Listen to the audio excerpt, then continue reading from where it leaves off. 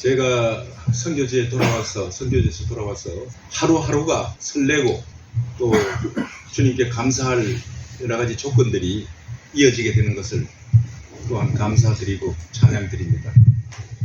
왜냐하면 인도네시아 아주 그 산악지대에서 한 17년을 있다가 돌아오니까 모든 것이 좀 뒤처지는 느낌이 들고 다시금 제 태생처럼 시골 사람이 되지 않았나 하는 그런 마음을 갖게 되었습니다. 주님께서는 또 그런 마음을 갖게 하실 뿐만 아니라 많은 분들의 그와의 만남을 통해서 새로운 성장을 저에게 주시고 있어서 너무나 감사드립니다. 특별히 오늘 이 피스랜드 선교회 우리 김희진 이사장님을 또 하나님께서 만나게 하셔서 여러 번의 만남과 교제를 통해서 계속 겸손하게 배워가게 하시고 또 급기야는 이곳에 제가 서게 되는 정도로 초청을 받게 되었습니다. 참으로 떨리는 마음으로 오늘 섰는데 성령께서 인도해 주시리라고 믿는 마음으로 담대히 섰습니다. 오늘 제가 선 것은 설교가 아니고 저의 신앙의 그 삶 가운데 작은 한 부분의 간증을 여러분께 나누고자 섰습니다. 저는 그 경상북도 해인사가 있는 그 가야산 밑에서 태어나서 아주 그곳에는 99%가 불교 지역입니다. 그런데 참 감사하게도 부모님께서 일찍이 예수를 믿으셔서 믿음의 자녀로 모태신앙으로 아주 양육을 받고 자랐습니다. 그러나 그것은 다분히 습관적이었습니다. 그래서 부모님이 나가시니까 저도 교회에 따라 나간 그런 상태였는데 제가 이제 자라면서 시골에서 대구로 고등학교 진학을 해서 유학을 나와서 자취하면서 하숙하면서 공부하는 중에 하나님께서 저에게 개인적인 만남을 주셨어요. 고등학교 2학년 때 정말 하나님께서 우리 주 예수 그리스도가 나의 구주가 되시고 내 모든 죄를 도맡으셔서 대신 피 흘려 십자가에서 죽으셨을 뿐만 아니라 3일 만에 다시 사망을 이기시고 부활하셔서 지금은 천국에서 나를 위하여 그 아름다운 영생의 처소를 마련하고 계시다는 것을 믿는 확신이 고등학교 2학년 때 생겼습니다. 이제 정말 참 믿음의 길을 그때부터 들어선 저는 정말 신앙생활을 전에도 열심히 했지만 이제는 차원이 다른 신앙생활을 했던 것입니다. 그래서 뭐 예배는 빠지지 않고 새벽 기도도 학생 때는 계속 나가면서 또 방학 때는 대구 부근의 기도원에 부흥회도 참석하고 이런 삶을 살아온 중에 제가 대학교 1학년 때 똑같은 패턴 속에서 어느 기도원에서 부흥회에 참석하는 중에 너무나 깊고 달콤하고 뜨거운 그 은혜를 체험하고 그 자리에서 손을 들고 선교가 무엇인지도 잘 이해도 못하면서 제 인생의 가장 중요한 한 부분을 주님을 위해서 선교 현장에서 보내겠습니다. 이렇게 약속을 해버렸습니다. 근데 참 영문도 모르고 이해도 못하고 당돌하게 서원했던 그 서원이지만은 하나님께서 굉장히 기뻐하셨다는 그 증거를 계속 살아가면서 보여주시더라고요. 그래서 저는 지금도 자신 있게 말하는 것은 뭔가 하면은 제가 그 청년 때 주님께 서원 한번 잘하는 것으로 인해서 저의 일생이 하나님께 맡겨진 그런 인생으로 축복의 길을 걷게 되었다. 세상 말로는 수지 맞았다. 예, 그렇게 제가 간증할 수 있겠습니다. 사실 그렇습니다. 제가 이제 대학을 가서 공부하는 것이나 또 대학을 졸업하자마자 군을 갔는데요.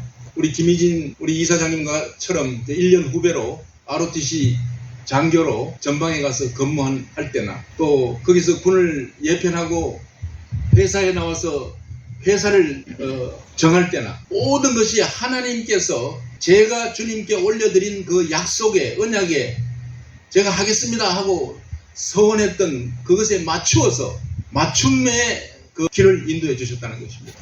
뭐 예를 들면 회사도 가장 우상을 숭배를 많이 하는 회사로 저를 집어넣으셨고요.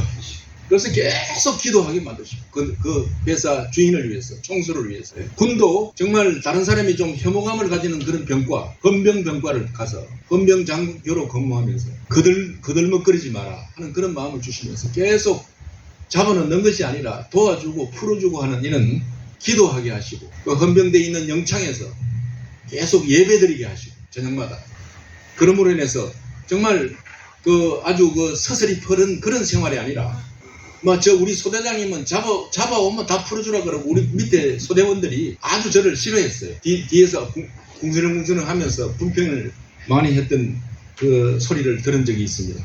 그러면서 그 전방 부대에서 처음으로 제가 결혼을 일찍 해서 아내와 같이 전방에서 생활하면서 전방에 그 교회에 다니면서 처음으로 교회를 중심으로 봉사를 하게 되었는데 성가대에 서게 되었습니다.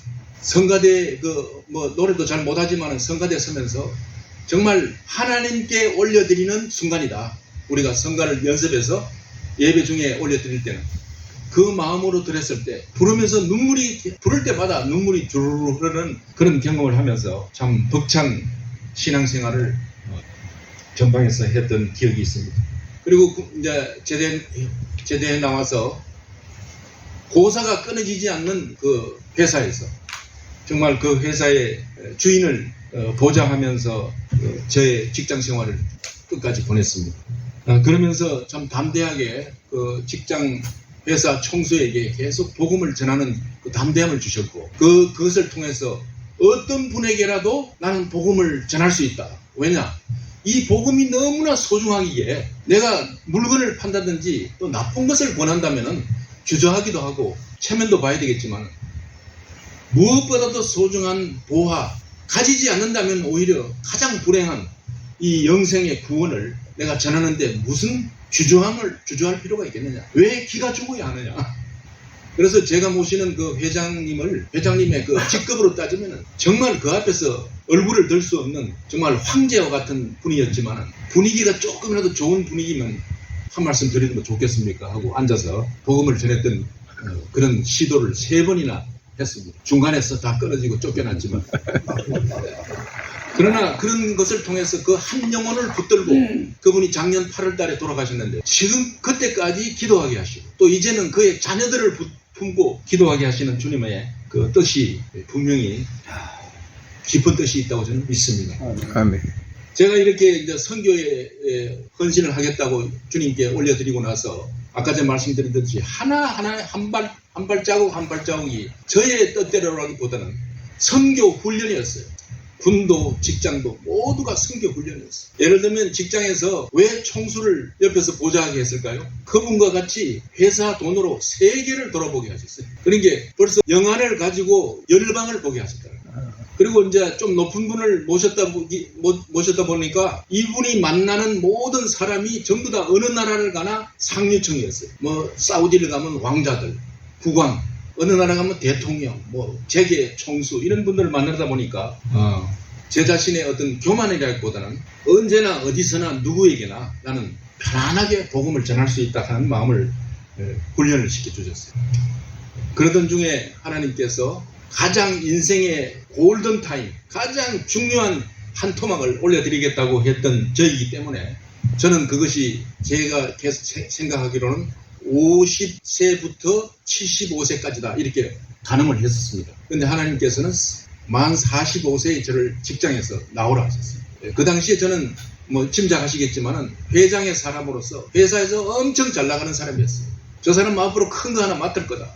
그리고 회장이 저를 키우기 때문에 미국 유학도 보내주시고 또 미국 아주 공부도 시켜주셨어요. 앞으로 이제 인재로 키우는 거죠. 그런데 하나님께서 어느 날 갑자기 이제 나오라 이 딱 2마디를 주셨어요. 정말 그 말씀을 들을 때는 처음으로 주님의 음성을 들었는데 이것이 주님의 음성이라는 것이 확 이해가 되면서 무엇을 뜻한다 하는 것이 다 이해가 되면서 제가 드린 말씀은 또 한마디였어요. 지금 쟤한테 지금 나가면 대책이 없습니다. 왜냐하면 자녀들이 대학교 공부하고 있고 가장 지출이 심할 때입니다. 그리고 제 마음의 기저에 잔잔히 조금 더 회사에서 지위가 높은데 좀 누리고 나갔으면 좋겠는데 그 직전에 나오라 그러시니까 조금 아쉬웠어요. 그런데 하나님께서 그 다음에 대답이 좀 대화가 좀 되었어요. 지금까지 믿은 너의 하나님 내가 그것밖에 안 되느냐? 그래서 제가 그 다음에는 잘 알겠습니다 하고 바로 옷을 갈아입고 경기도 부근에 있는 공장장을 하고 있을 텐데 바로 양복을 갈아입고 본사로 가서 사표를 쓰고 한 달 만에 그 사표 수리가 어려웠습니다만 한 달 만에 수리가 되어서 회장님의 욕을 바가지로 얻어먹고 직장에서 나왔습니다. 그때서부터 하나님께서 저를 종횡무진 앞으로의 그 선교사로서의 갖춰야 할 덕목과 자질을 위해서 훈련을 시키셨는데 제일 첫째가 복음 전도였습니다. 그래서 매일 날마다 사람들이 모이는 데 가서 복음을 전하게 하셨고, 그 복음 전하는 것은 뭐 대중 복음 전도가 아니라 1:1 전도인데 병원이나 공원이나 이런 데 가서 매일 날마다 비가 오나 눈이 오나 전하게 하셨습니다. 오늘 본문 말씀을 제가 이 말씀을 택했던 이유는 원래 작년 12월 말에 내년을 위해서 하나님 제가 붙들고 갈 말씀을 주십시오 했는데 주님께서 이 출애굽기 14장 21절 22절 말씀을 주시더라고요. 그래서 올 한 해가 저는 더욱더 날마다 설레입니다. 그래서 정말 길이 하나하나 새로운 길이 열리는 것을 주님께서 보여주시고 계세요. 여기에 오늘 모세가 지팡이를 든 손을 바다 위로 펼쳤다, 이것은 제가 생각할 때는 저는 이걸 신학적으로 풀이하고자 하는 것은 아닙니다. 간절한 기도의 기도였다, 난 그런 생각이에요. 손을 펼쳤다는 거예요. 어떤 권능으로 어떤 능력으로 자기가 다 행하는 것이 펼친 것이 아니라 기도의 손을 펼쳤다, 이렇게 생각할 때에 믿음의 기도는 우리가 볼 때 난공불락이요 도저히 길이 없을 것 같은 그 홍해가 갈라졌다는 것입니다. 그런 점에서 오늘 이 자리에 초청을 받고 제가 가만히 묵상을 하는 중에 북한 선교도, 러시아, 중국 선교도 마찬가지다. 우리가 북한을 바라볼 때 어떤 점에서는 정말 길이 없고 답이 없는 지금 상황이에요. 그러나 모세처럼 믿음의 기도로 손을 펼칠 때 하나님의 때 홍해를 가르시듯이 길을 열어주시리라고 믿습니다. 아멘. 오늘은 제 간정 중에 참 선교지에서의 간정도 있고 여러 가지가 있습니다만 그 중에 전도의 부분의 한 토막을 나누려고 합니다. 사실 이 간정이라는 것은 최근에 지금 제가 이렇게 하고 있습니다 하는 그 간정이 가장 좀 와닿는 간정이요, 또 바람직한 간정이라고 믿는데, 지난번 한번 우리가 전방에 우리 김희진 이사장님 모시고 전방 사단장 이취임식에 한번 참석하는 길에 차 안에서 이렇게 대화를 하다가 제가 북한 사람을 전도한 간증을 했어요. 근데 우리 장로님께서 그거 언제 한번 우리 교회에서 나눕시다 이렇게 말씀하셔서 아마 저를 부르신 목적도 그때 짧게 나누었지만 좀 더 상세하게 좀 나누자 하는 마음으로 저를 초대해 주셨다고 믿습니다. 그것은 바로 제가 그 1997년도 2월 달에 우리나라로 귀순한 황장엽 씨를 전도한 그 부분을 좀 나누고자 합니다. 이분이 넘어올 당시에 저는 신문에 나오는 큰 글자로 나오는 이름들을 전부 제 전도 대상자 기도 노트에다 이름을 적어놓고 그분들을 위해서 기도했어요. 왜냐하면 언젠가 하나님께서 이 사람에게도 다가가 복음을 전할 수 있는 계기를 주시리라고 믿고 계속 기도를 하게 되는데 황장엽 씨도 예외 없이 제 노트에 적어놓고 기도를 했습니다. 근데 참 한 1년쯤 됐을 때 저와 같이 기도하는 동역자와 똑같이 주님께서 주님의 음성을 듣게 되었어요. 이제 두드리라. 간단한 한 말씀이었어요. 그런데 그 말씀을 듣고 우리가 두드리라는 이 말씀이 무슨 뜻일까? 방금 우리가 기도한 대상이 황장엽 씨인데 그분을 위해서 두드리라는 말씀이다. 그렇게 우리가 알고 두드리는 행위를 어떻게 할 것인가 의논하다가 편지를 썼습니다. 안기 부장에게 우리는 사랑의 교회 누구입니다. 두 사람의 이름을 쓰고 이 사람을 위해서 황장엽 씨를 위해서 1년간 기도했는데 만약 우리에게 기회를 주신다면 기회라는 것이 딱 1시간 30분만 주십시오. 그러면 이분을 완전히 대한민국 사람이 되도록 돕겠습니다. 왜냐? 신문에 듣기로 아직 이분이 완전히 품에 안 안겼다는 소식을 우리가 신문에서 읽기 때문입니다. 만약 허락하신다면 아래 전화번호로 연락 주시기 바랍니다 하고 전화번호를 남겨놨는데 한 두 주 뒤엔가 연락이 왔어요. 그때가 1998년 6월 초였는데 모레 시간이 됩니까? 이게 안기부입니다. 우리는 가슴이 두근거리고 벅차서 그래서 되고 말고요. 계속 우리가 못 빠지게 기다렸습니다. 그러다면 양재동 무슨 빌딩 및 버스 정류장에 좀 기다려주세요. 몇 시에. 그래서 그날 우리가 나갔었는데 정말 영화에처럼 까만 밴이 와서 우리를 태워서 그 안기부까지 들어갔는데 저는 여러 가지를 준비했었죠. 녹음기도 하나 여기 숨기고 들어가고 또 하여튼 그 모든 전도 광경을 녹음하리라 이렇게 생각했는데 다 뺏기고 3분을 조사하더군요. 3분을 조사하고 4번의 관문을 지나서 안가라고 한 4, 5층 되는 아파트, 어느 층인지 몇 층인지 모르지만 우리가 안내받아서 들어갔는데 양복을 아주 잘 넥타이까지 메고 차려입은 노신사가 어서 오시라요 선생님들 그래서 맞이해 주셨어요. 근데 이분에게 총 전했던 복음 전도는 1시간 40분 이렇게 만났는데 그 당시에 저는 제가 배운 그 전도의 어떤 방법대로 우리 선생님께서 오늘 저녁이라도 이 세상을 떠나신다면은 저 영원한 천국에서 눈뜰 확신이 있으십니까? 하고 물었더니 저는 영생을 가지고 있어요. 있다 없다로 말씀 안 하시고 나는 영생을 가지고 있어요 이러시더라고요. 그래서 제가 깜짝 놀라면서 그럼 선생님이 갖고 계시는 영생에 대해서 제가 정말 듣고 싶습니다. 선생님의 영생이 어떤 것인지 저에게 좀 말씀해 주세요. 내 아들이 손자를 낳고 손자가 정손자를 낳고 이렇게 내 씨가 계속 끊이지 않고 퍼져나가는 것이 영생이 아닙니까?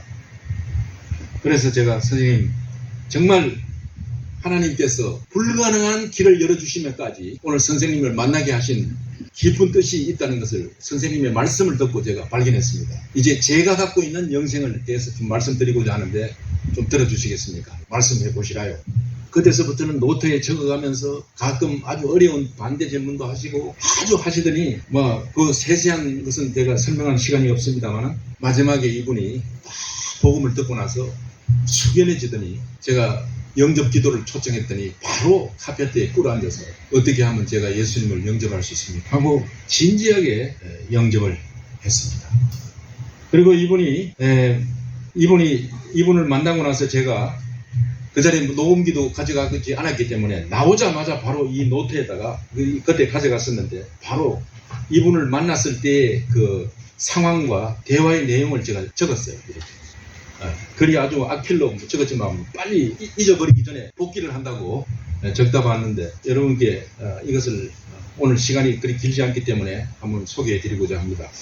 가문이 우리가 이 피스랜드의 선교의 그 방향과 목적에 부합하는 그런 내용이 있어요. 그래서 이것이 계속 하나님께서 나누시라는 명령이시라고 저는 믿습니다. 그래서 이분이 벌써 이제 작고를 하셨지만 여러분 아시다시피 언제 작고를 하셨는가 하면 2010년도 10월달 아주 반신욕을 하시다가 소천을 하셨는데 우리를 만났을 때 예수님을 영접하시고 나서 바로 정말 따끈따끈한 하나님의 자녀로서 성도로서 이야기한 내용을 제가 받아 적은 것입니다. 복음 제시하였는데 결신하였다. 복음 제시 시간은 1시간 40분이었다. 이렇게 제가 적어놨고요. 영생의 개념, 인간이 이어가는 생명으로 인해 불교, 유교 또 이 모든 종교를 떠나서 그것이 바로 영생이라고 믿고 있고 또 누나는 기독교라고 말을 했습니다. 북한 수백만을 살릴 수 있는 자는 복음을 듣고 보니까 기독교밖에 없다고 믿게 되었다. 소련이 붕괴한 것은 기독교와의 영적 싸움에서 진 것이다. 마르크스 레닌주의는 압제와 폭력으로 인민을 이끌었으나 결국 기독교의 사랑에 의한 적대자에게 그들의 것이다. 북한은 소련보다 더한 이 세상에서 유례없는 폭력 집단에 의해서 압제당하고 있지만은 결국은 소련처럼 무너질 것이다. 북한에서 지금 육적 양식이 부족하여 수백만이 굶어 죽어가고 있고 자기가 올 당시에 내가 올 당시에 이렇게 말했습니다. 150만이 굶어 죽었다는 것을 보고 왔다. 문제는 육적인 양식보다 정신적인 양식이 전무하다는 것이다. 그래서 그들은 일어날래야 일어날 정신적 힘이 없다. 이들의 정신적 기아 상태를 해결해 줄 수 있는 것은 기독교밖에 없다고 본다. 어떻게 하든지 계속 그들과 접촉하여 정신적으로 기독교를 깨닫고 수용하여 힘을 얻도록 힘써달라.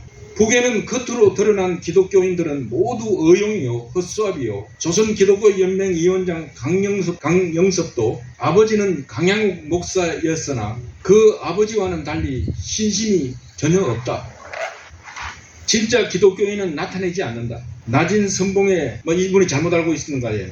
평양 가계대를 우리가 사랑의 교회 제 소속 교회가 사랑의 교회에서 세우고자 했는데 이분이 말씀하시기는 낮은 선봉에 대학교를 세우는 것 참으로 귀중한 시도이다. 처음에는 걸러서 입학시키겠지만 그들 중에도 기독교를 참답게 받아들이는 여지를 가진 자도 있을 것이다. 그곳에는 감기약 하나 없는 곳이다. 참으로 내 눈으로 그들을 보고 온 지금 잠이 오지 않고 가슴 아프다. 내가 먼저 구원받는 것보다 북의 수천만 동포를 위해 이 구원의 소식을 먼저 전하고 그들을 살려달라. 그렇게 되면 나는 여한이 없겠다. 기독교가 북한에 들어가게 되면 악마의 집단과 같은 그 정권은 무너질 수밖에 없다고 본다. 그러니 속히 그곳에 들어가 그들을 구원해달라. 여기서는 박홍 신부, 강원영 목사 등과 교우하고 있고 국제적으로 많은 기독교인과 토론도 많이 했다. 이렇게 말씀하시면서 내가 안 적었는데요. 많은 교계의 원로들을 만났지만은 선생님들처럼 예수 믿으라고 나한테 말하는 사람은 한 분도 없었다. 이렇게 말을 하더라고요. 나는 여기 살려고 온 사람이 아니다. 너무도 잘못되어 가고 있어 죽어가는 동포를 참아보고 있을 수 없고 또 나 자신 저지른 죄를 사죄받기 위해 넘어왔다. 나를 위하여 귀한 말씀 전하러 와주셔서 황공하고 고맙다. 나의 생명보다는 내 가족의 생명보다는 우리나라 전체의 생명, 우리나라 전체의 생명보다는 지구 전체의 인류 생명이 중요한 것 아닌가. 그러니 나보다도 북한 동포들에게 우선적으로 어떤 방향을 어떤 길로든지 들어가 사랑을 전해달라. 기독교는 일제 때도 유일하게 한거하였고 그 정신적 힘이 크고 선생들처럼 영생과 구원의 확신으로 사는 사람들을 보면서 늘 부러워했었다. 나도 그렇게 되려면 많은 수양이 있어야 하지 않겠나. 이렇게 거저 주신다 하여 금방 받는다마는 마음의 깊이 송구함이 크다. 사랑의 교회가 교파 중에 어느 교파이냐. 아무쪼록 교회가 하나 되어 우리 동포를 살려내는 데 힘을 쏟아달라. 나도 많은 교회 지도자들과 토론하면서 어떻게 하면 기독교를 하나로 연합하느냐 하는 생각을 지금 하고 있다. 사랑의 교회가 북한을 위해 노력하는 것 얼마든지 자문하고 역할이 되어줄 수 있을 용의가 있다. 나의 동무들도 이곳에 내려와 있는 동무들을 만나보니 어떤 친구는 확신을 갖고 예수를 믿으나 어떤 동무는 나와 다른 바 없더라. 가족의 사진을 요즘 나는 보지 않는다. 보게 되면 잠을 이룰 수가 없다. 교회는 서로들만 돌보며 이기적일 것이 아니라 사랑을 갖고 북의 동포들을 품고 돌보는데 빨리 힘을 쏟아야 할 것이다. 나 같은 사람보다도 우선적으로 북한의 동포를 구원해 주시옵소서.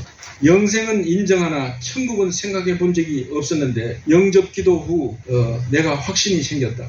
영접기도할 때 내 손을 확 2번 잡아주더라고요. 70이 넘으면 이제 나이가 다 되었다고 하는 그런 나이에 매몰되지 말기를 부탁한다. 1년 전에 타계한 8살 위의 누님이 지하교회 사실은 성도였다. 그는 나에게 와서 늘 말하기를 예수 믿으면 영생을 소유할 수 있다고 말했는데 나는 늘 그 말을 들을 때마다 꾸중을 하고 티박만 주고 내쫓았다.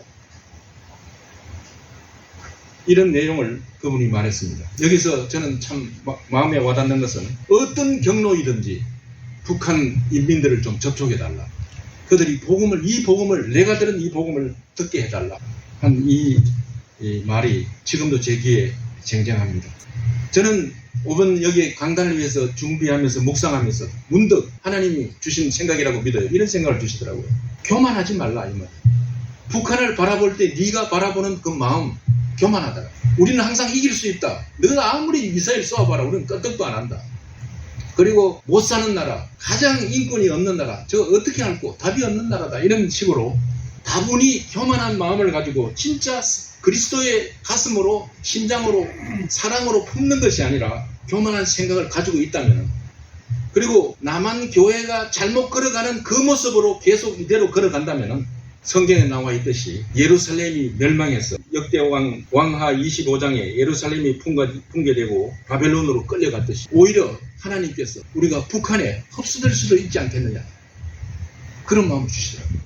왜 그렇게 했어요? 우리를 멸망하기 위해서 그러지 않아요. 우리를 고치시기 위해서. 그러니까 이 마음을 주실 때 저는 다시 한번 회개했습니다. 다 그렇다는 것은 아니고 제가 생각할 때 우리가 선교지에서도 우리 한국 선교사가 교만한 부분이 많더라고요. 좋은 프로그램, 또 넉넉한 후원, 이걸 가지고 때로는 돈 자랑하듯이 한 2개월 만에 교회 하나 팍떡 세우고, 그리고 아름다운 교회를 자랑하고, 그리고 그 교회를 현지인 교단에 넘겨주지도 않고 계속 장악하고 있고, 이런 정말 우리가 어떤 나라를 가든지 우리보다 못 사는 나라를 갔을 때 정말 하나님의 마음을 가지고 사랑하며 품고 선교해야 된다는, 그것이 주님이 우리에게 명령하시고 바라시는 바다. 이런 생각을 하면서 이번에 제가 준비하면서 제가 받은 바 은혜가 너무나도 큽니다. 이제 저는 돌아와서 이제 국내에서 사역하고 있지만 다시금 이렇게 북한 선교와 러시아, 중국을 아우르는 피스랜드의 또 회원으로서 이제 작게나마 섬겨갈 때 다분히 우월적인 자세, 교만한 자세가 아니라 정말 낮은 자세로 그들을 품고 눈물로 기도하는 그러한 섬김을 하나님 앞에서 보여야겠다 하는 생각을 하게 되었습니다. 잠깐 기도하시겠습니다. 살아계신 하나님 아버지, 심히도 연약하고 부족한 종을 피스랜드 원래 기도회에 세우셔서 이 한 토막의 옛날 간증을 나누게 하심을 감사합니다. 주여, 이 간증을 다시 나누게 하시는 주님의 뜻은 무엇인지 우리 모두가 각자에게 깨닫게 하시고 이제부터라도 눈물로 북한을 품고 그들을 그리스도의 심장으로 사랑하며 기도하며 어떤 경로로든지 그들을 접촉하여 예수 그리스도의 십자가 사랑의 복음을 전할 수 있는 우리의 여생이 되도록 복을 내려 주시옵소서. 아멘. 이 모든 말씀 우리 구주 예수 그리스도의 거룩하신 이름으로 기도드리옵나이다. 아멘.